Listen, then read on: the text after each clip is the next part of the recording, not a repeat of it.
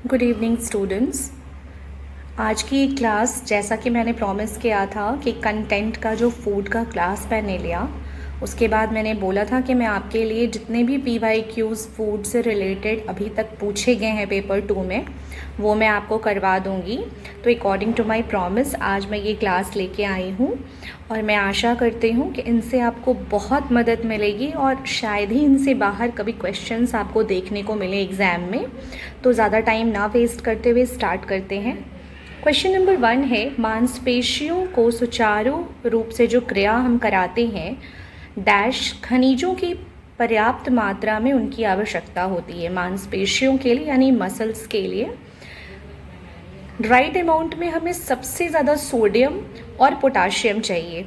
ये जितने भी क्वेश्चंस मैं भी करा रही हूँ ये पहले भी सीटेट में पूछे जा चुके हैं, आप जाके देख सकते हो या ढूंढ सकते हो। एक्स्ट्रा कोई भी क्वेश्चन मैंने नहीं लिखा है, जो ऑलरेडी आया हुआ क्वेश्चन है 2011 से लेके 2023 तक 24 तक जो भी क्वेश्चंस मुझे मिले फूड से रिलेटेड वो मैंने आपके लिए बनाया है। नेक्स्ट क्वेश्चन है, आयोडीन क्या है? आयोडीन इज़ नॉन मेटल, इसको आप हमेशा याद रखेंगे। क्वेश्चन नंबर 3, आहारी रेशे यानी डाइटरी फाइबर्स हम जो होते हैं वो क्या होते हैं? डाइटरी फाइबर्स को हम क्या कहते हैं? उनको हम लोग रफेज भी कहते हैं, रुक्षांश भी कहते हैं। इसका मतलब ये है कि कुछ फलों के छिलके जो हम उतार के खाते हैं वो गलत होता है ना, क्योंकि हमारे बॉडी को रफेज की भी बहुत ज़रूरत होती है। तो कुछ फलों के छिलके जो हम उतार कर खाते हैं उन्हें हमें नहीं खाना चाहिए, क्योंकि शरीर को रफेज चाहिए और उन्हें हमें चबाकर खाना चाहिए। क्वेश्चन नंबर 4, आयोडीन घोल के साथ परीक्षण करने के लिए उपयुक्त में से कौन सा नीला काला रंग ब्लू ब्लैक कलर प्रदान करता है? जैसा कि मैंने आपको क्लासेस में पहले भी बताया था, मैंने कुछ टेस्ट पढ़ाया था आपको, protein test, carbohydrate test, fat test. अगर आपने क्लास देखा है तो शायद आपके लिए क्वेश्चन बहुत आसान होगा, और नहीं देखा तो प्लीज़ जाके आप देखिए। तो ये स्टार्च वाले जितने भी फूड होते हैं, जैसे उबले आलू हो गए, रोटी हो गए, रोटी का टुकड़ा, तो ये सारे जो होते हैं उनको अगर आप परीक्षण करेंगे, क्योंकि ये कार्बोहाइड्रेट वाला टेस्ट में मैंने आपको पढ़ाया होगा कि उसमें अगर हम कुछ 2-3 बूंद आयोडीन के घोल को मिलाते हैं और परीक्षण करते हैं तो लास्ट में हमें ब्लू ब्लैक कलर देखने को मिलता है। स्टार्च फूड का टेस्ट जो होता था, तो उसमें कौन कौन से फूड को हम कंसीडर करेंगे? उबले हुए आलू, रोटी का टुकड़ा यानी ब्रेड का टुकड़ा, इनमें सब में स्टार्च पाया जाता है यानी कार्बोहाइड्रेट पाया जाता है। एक बात आप याद रखेंगे, आपके NCERT के बुक में एक भूजो पहेली दी हुई है, उसमें ये बात साफ साफ लिखी है कि उबले हुए चावल में तो स्टार्च मिलेगा। अगर ऑप्शन में सिर्फ उबला हुआ चावल लिखा है तो आप वो आंसर ज़रूर लगाइएगा, बट अगर उसमें ये लिखा है चबा हुआ चावल, तो चबे हुए चावल में स्टार्च की क्वांटिटी बहुत नामात्र की होती है, तो वो आंसर आपका बिल्कुल गलत हो जाएगा। अब एक क्वेश्चन है, प्रोटीन टेस्ट से लेके एग्ज़ाम में पूछा जा चुका है कि हम प्रोटीन टेस्ट कैसे करते हैं। तो जैसा कि मैंने आपको क्लासेस में पढ़ाया है कि हम पाउडर या पेस्ट बनाएंगे फूड का, कुछ स्मॉल क्वांटिटी में 10 ड्रॉप्स ऑफ वाटर ले लेंगे, उसमें 2 ड्रॉप कॉपर सल्फेट ऐड करेंगे और सबसे लास्ट में हम लोग कास्टिक सोडा, जिसको NaOH या सोडियम हाइड्रो ऑक्साइड भी बोलते हैं, तो उसके बाद वॉयलेट कलर आ जाएगा। ये क्वेश्चन मैंने बहुत बार पढ़ाया है, आप क्लासेस में जाके पढ़ सकते हो और एक्चुअल में ये सीटेट में पूछा जा चुका सवाल है। नेक्स्ट क्वेश्चन हम लोग करेंगे, match the edible plant. Column 1 और कॉलम 2 में मैंने डायरेक्ट आंसर लिख दिया है, क्योंकि टाइम बहुत कम है और जल्दी जल्दी कंप्लीट भी कराना है। तो कॉलम 1 में क्वेश्चन है और डायरेक्ट आपको आंसर बगल में मिलेगा। ये क्वेश्चन आया हुआ है कि रूट में कौन कौन सा रूट जो होता है खाने का, कौन सा ऐसा जैसे हम लोग, मैंने पढ़ाया था आपको कि बहुत सारे ऐसे पार्ट होते हैं जिनको हम खाते हैं, बट उसको हम कंसीडर करते हैं रूट में, सीड में, फ्रूट्स में, स्टेम में। तो कुछ ऑप्शंस दिए हुए थे कॉलम्स में। तो कैरेट एक रूट है बट उसको हम खाते हैं, रेडिश भी रूट है पर हम उसको खाते हैं। सीड में ग्राउंडनट आ जाएगा, फ्रूट एप्पल और बनाना आपके NCERT की बुक में भी एग्जाम्पल दिया हुआ है, और स्टेम में आ जाएगा शुगर केन। तो ये क्वेश्चन ऑलरेडी आया हुआ है तो आप इसे एक बार याद कर लेंगे। एक और क्वेश्चन है, रिप्रोडक्शन पार्ट ऑफ जिंजर। उसको हम लोग स्टेम बोलते हैं। जिंजर के प्रोडक्शन पार्ट को हम लोग क्या बोलते हैं? स्टेम। क्वेश्चन नंबर 8 देखेंगे, which of the following nutrients are present in milk? कौन सा न्यूट्रिएंट्स, कौन सा पोषक तत्व है जो मिल्क में, दूध में पाया जाता है? ये क्वेश्चन आया हुआ है। आंसर है protein, calcium, vitamin D. Cobalt में क्या होता है? कोबाल्ट में B12 होता है। क्वेश्चन नंबर 9 है, किस पौधों में 2 या 2 से अधिक खाद्य भाग होता है? ये आपके एनसीईआरटी के बुक में भी एक कॉलम है, उससे क्वेश्चन पूछा जा चुका है। केला, जिसकी हम पत्ती और फूल दोनों खाते हैं, कद्दू पत्ती और फूल दोनों खाते हैं, तो इनमें 2 या 2 से अधिक भाग हैं जो हम खाते हैं। Question number 10, cellulose rich food substance जो रफेज है, मानव आहार के लिए आवश्यक अवयव है। सेल्यूलोज के बारे में मानव यानी ह्यूमंस जो होते हैं उनके संदर्भ में क्या सही है? ऑप्शंस 4 दिए गए थे, बट जो करेक्ट आंसर है वो मैंने लिखा है कि human being do not have cellulose digestive enzyme. हमारे पास सेल्यूलोज को पचाने के लिए डाइजेस्टिव एंजाइम नहीं होता है, हम उसे पचाकर नहीं खा सकते, और वो लास्ट में एक्सक्रीशन के थ्रू जब स्टूल पास होता है तो वो बाहर आ जाता है। हमारे में सेल्यूलोज पचाने की शक्ति नहीं होती है। क्वेश्चन नंबर 11 है, ये एक कॉलम दिया है, हर जगह पे फिल इन द ब्लैंक्स दिया है और आप इसे समझ के ही बना पाओगे। विटामिन एक्स की हीनता की कमी के कारण मसूड़ों की कमी में रुधिर बहने लगता है। मैंने आपको शायद पढ़ाया है क्लासेस में, आपको मैंने ज़रूर बताया है ये कि विटामिन सी की कमी के कारण हमारा रुधिर बहने लगता है मसूड़ों में, गम्स में। और ये विटामिन किस खनिज के अवशोषण के कारण यानी एब्जॉर्प्शन के कारण आवश्यक है? ये है आयरन। ठीक है, आयरन का एब्जॉर्प्शन ज़रूरी होता है विटामिन सी की जब कमी होने लगती है। और ये कौन से भोजन में पाया जाता है? तो नींबू के फल यानी साइट्रस जो साइट्रस फ्रूट होता है हमारा, विटामिन सी से युक्त होता है ये, तो इसमें ये पाया जाता है। ये एग्जाम में आपका पूछा जा चुका है। क्वेश्चन नंबर 12 है, किसका सेवन बढ़ाने से आपके भोजन में कार्बोहाइड्रेट का स्तर बढ़ाने में आपको वो हेल्प करता है? तो मेज़, मक्का, वीट, राइस अगर हम लोग बहुत ज़्यादा खाते हैं तो कार्बोहाइड्रेट्स का स्तर बनाने में हेल्प करेगा। क्वेश्चंस में तो आपका वीट और राइस ऑप्शन में नहीं था, क्वेश्चन का ऑप्शन जो था एलिमिनेट करके जो मैंने आंसर निकाला है वो मेज़ था, बट वीट और राइस मैंने इसलिए लिख दिया है ताकि आपको ये भी याद रखे, हो सकता है नेक्स्ट टाइम मेज़ ना आके वीट या राइस आ जाए, तो आंसर आप वो कंसीडर करेंगे। क्वेश्चन नंबर 13, वो विटामिन जो उपचारक रोधी है यानी एंटीऑक्सीडेंट है, वो विटामिन होते हैं विटामिन ए, सी एंड ई। ये हमारे सेल को प्रिवेंट करता है, जो हमारी कोशिका होती है उसको ये प्रिवेंट करता है। क्वेश्चन नंबर 14 है, जो अभिकथन है, कारण है यानी असर्शन और रीजनिंग वाला जब का क्वेश्चन आता है, सेब, टमाटर, खीरा को खाने से पहले छील दें, क्या ये सही है? ये एक छोटे से बच्चे को भी पता होगा कि हम सेब, टमाटर, खीरा छील के नहीं खाते, क्योंकि इनमें जो रेशेदार जो पार्ट्स होते हैं, जो रफेज सिस्टम होता है, वो हमारी बॉडी के लिए बहुत अच्छा होगा। न जाने मैंने क्लासेस में कितनी बार ये बातें बताई हैं। कारण इसका दिया है कि इनमें रेशो की मात्रा मैक्सिमम अमाउंट में होती है। हाँ, बिल्कुल सही है, आर सही है। इसका जो कारण है, रेशो की मात्रा मैक्सिमम अमाउंट में होती है और हमारी बॉडी के लिए भी बहुत अच्छा है ये, बट ए गलत है, हम इसे छील के नहीं खाते, तो आंसर आप ये लगाएंगे कि आर सही है पर ए गलत है। क्वेश्चन नंबर 15 है, विटामिन जो लीवर में भंडारित है और शरीर के दैनिक आवश्यकता जिसकी नहीं होती है, हमारे लीवर में जो भंडारित होता है पर रोज़मर्रा की ज़िंदगी में उसकी आवश्यकता नहीं होती है, क्योंकि वो फैट सॉल्यूबल होगा। विटामिन ए, डी, ई और के ये फैट सॉल्यूबल हैं और लीवर में स्टोर्ड होते हैं, बट हमें ज़्यादा इनका ज़रूरत नहीं होता। वाटर सॉल्यूबल बी, सी होते हैं, जो कि इसका आंसर कभी नहीं हो सकता। अगर ऑप्शन में ए, डी, ई, के है तो आप वही आंसर सही करेंगे, और ये लिवर में हमेशा स्टोर्ड रहते हैं और इसकी दैनिक आवश्यकता उतनी नहीं होती। बट अगर यही ऑप्शन में ये रहता कि वाटर सॉल्यूबल कौन सा है और उसकी आवश्यकता होती है, तो वो बी और सी आंसर होता। क्वेश्चन नंबर 16 देखेंगे, which of the following vitamin are fat soluble? Fat soluble A, D, E, ऊपर में ही क्वेश्चन बना हुआ है कि फैट सोल्यूबल जो लीवर में होता है मैंने लिखा है ADEK।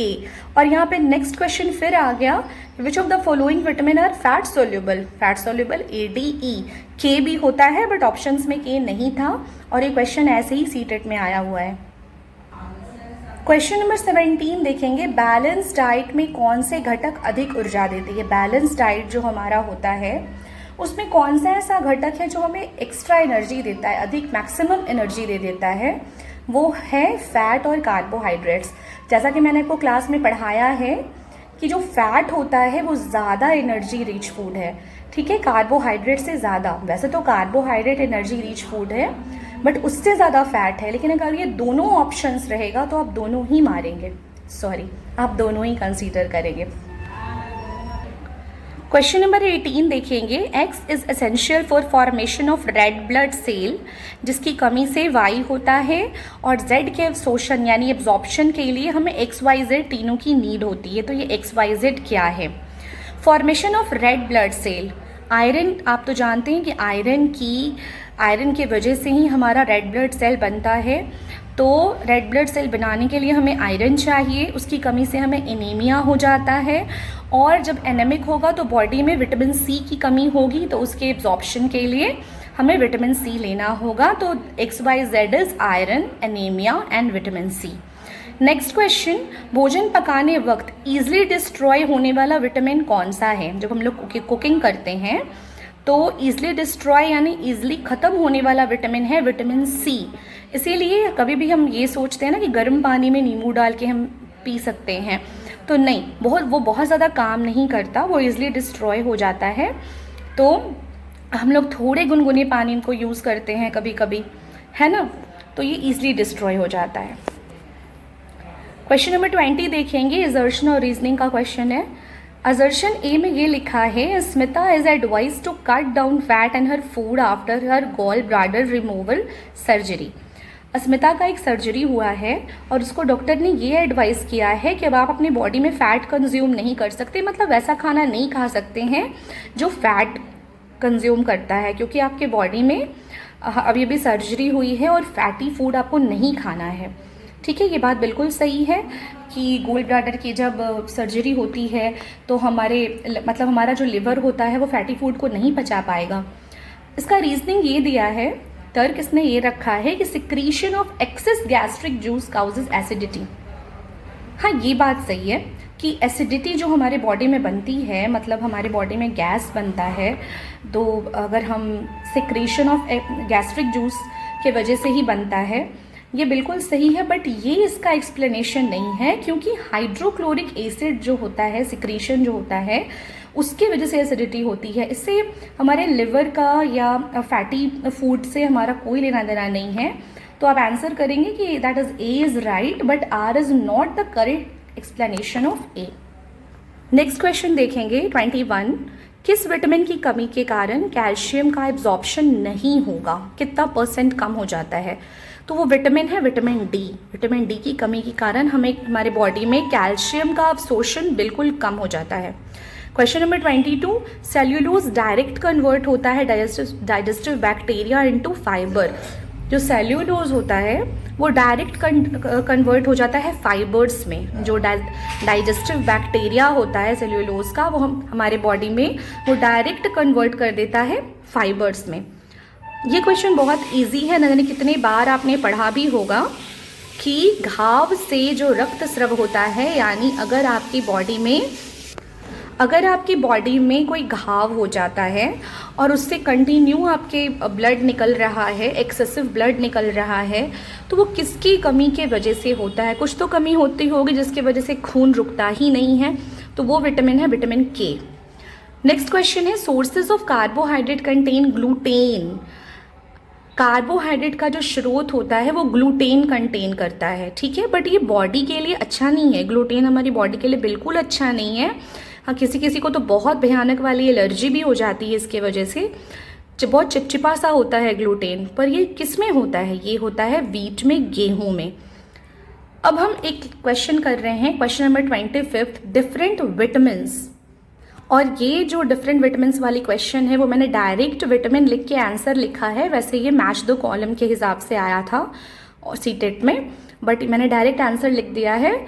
और मैं आपको ये बताना चाहती हूँ कि इसके बाद कुछ क्वेश्चंस मैंने बुक से भी कंसीडर किया है। मैं खुद भी वो बुक अभी पढ़ रही हूँ, तो उसमें भी फूड से रिलेटेड मुझे PYQs मिले हैं, तो वो कराने के बाद ये क्लास ख़त्म हो जाएगा।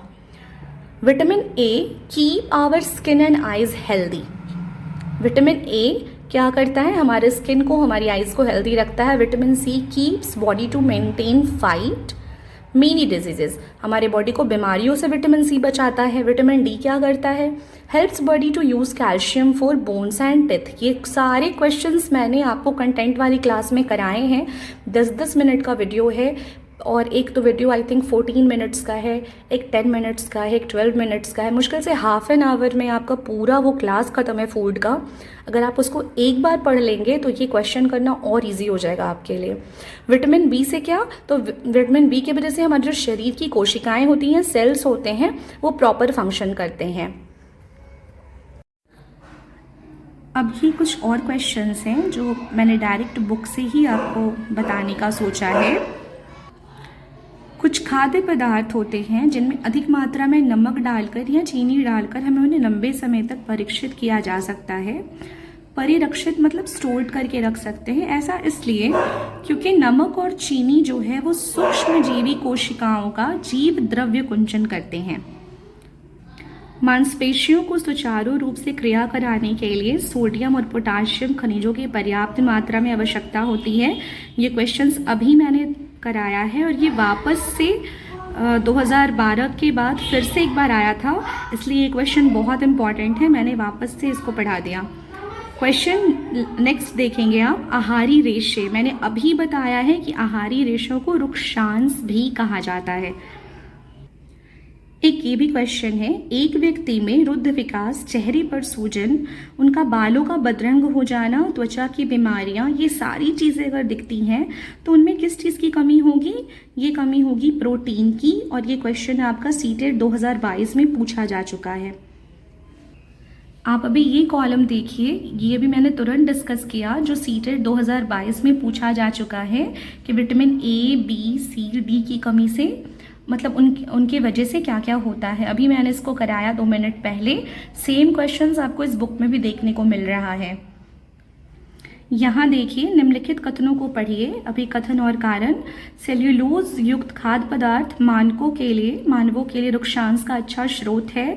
पाचन के दौरान सेल्यूलोज अवशोषित होकर रेशों में परिवर्तित हो जाता है, या सेल्यूलोज का पाचन करने वाले जो बैक्टीरिया होते हैं सेल्यूलोज के रेशों में बदल जाते हैं। अभी मैंने सेल्यूलोज से रिलेटेड एक क्वेश्चन पढ़ाया था, और उसका मैंने दिखाया कि वो पहले भी सीटेट में पूछा जा चुका है, बट ये क्वेश्चन थोड़ा सा मोल्ड करके आया हुआ है कि सेल्यूलोज जो होता है खाद्य पदार्थ में, वो हमारे लिए अच्छा होता है क्योंकि वो रफेज देता है, रुक्षांश का अच्छा स्रोत है। 2 कारण दिए गए हैं। पाचन के दौरान सेल्यूलोज अवशोषित होकर रेशों में परिवर्तित हो जाता है, और दूसरा है कि सेल्यूलोज का पाचन करने वाले जो बैक्टीरिया होते हैं सेल्यूलोज को रेशों में बदल देते हैं। नहीं, ये बिल्कुल गलत है। पाचन के दौरान जो सेल्यूलोज होते हैं वो अवशोषित होकर रेशों में परिवर्तित हो जाते हैं। R1 जो है वो उसकी सही व्याख्या करता है। फिर क्वेश्चन एक ये है जो अभी मैंने डिस्कस किया कि किसी घाव के अत्यधिक रक्तस्राव से कौन सा विटामिन की कमी से वो होता है, वो विटामिन के।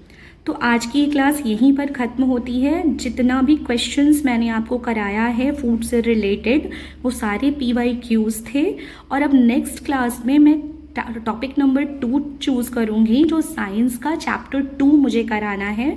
मैं उसके बारे में आपको बताती हूँ। ये देखिए, फूड का ये sources of food, components of food और क्लीनिंग ऑफ फूड, ये डन हो गया। अब नेक्स्ट है आपका मटेरियल्स ऑफ डेली यूज़। अब नेक्स्ट की जो क्लास होगी वो मटेरियल्स की क्लास होगी। आफ्टर दैट मटेरियल से रिलेटेड PYQs होंगे। Thank you so much.